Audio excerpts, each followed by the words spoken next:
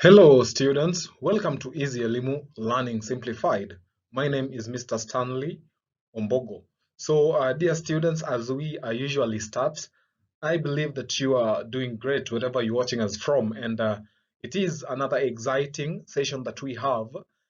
In this session, we are continuing with the tenses. So we had previously introduced tenses in the session that we had previously. So in this session, still under tenses, I'd like us to look at the perfect aspect, looking at some of the tenses that we have here, that is under the perfect aspect. So let us start by looking at the present perfect.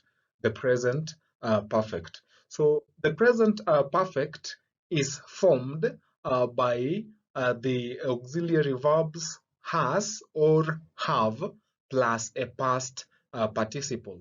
So that is how the present perfect tenses are formed when we talk about the formation. Look at the examples that we have. She has come and they have sung. So we have the auxiliary verbs has and have used with the past participles of the verbs come and sung. So the participle often ends in ed. For example, watched, talked. However, several verbs are irregular. So irregular verbs take different ending when forming their past participle. For example, in done, in do, that is the verb do, we have done as the past participle. Then in write, we have written. Be, there is been. Then for beat, we have beaten. Bend becomes bent. So if you look at the endings of those verbs, that is in the category of past participles, you realize that they take a different ending. Some take en, some take t, some retain their form, and that is it. So the past participle forms do not always directly correspond to the simple past forms. For example, look at the infinitive be that we have. So if you keenly study the infinitive be, you realize that in the past simple we have was and or were, that is was in singular, were in plural. Then in past participle we have been. Then next look at the infinitive bet. So bet will be retained in past simple, and the same will be retained in the past participle. It doesn't change. Then if we look at the infinitive catch, you realize that in the past simple we have caught.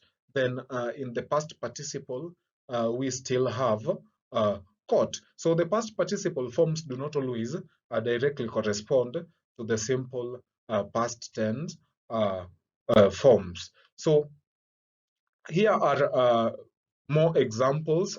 Drink, we have drunk with a, that is after R, and drunk with you after R in the past participle. Then grow, we have grew and grown. Live, we have left and left. Lie, lay, lain. Sue, sued. In past participle, we will have soon or sued. Then show will be showed in past, then shown or showed in the past participle. Write will become wrote or written. Swear, we have swore, sworn. Split will be split and splint. So split, sorry. So most good dictionaries and textbook normally provide list of verbs in their past simple and past participle forms. So the present perfect implies that an action has just been completed. So we can sense the effects of the action. For example, if we study the two sentences that we have, the first one, who has banged the door? Meaning that there is somebody has just made some disturbing noise. in the second sentence, the bell has gone. So when this is said, it means that the action has just occurred or been performed. So probably the students can be seen running.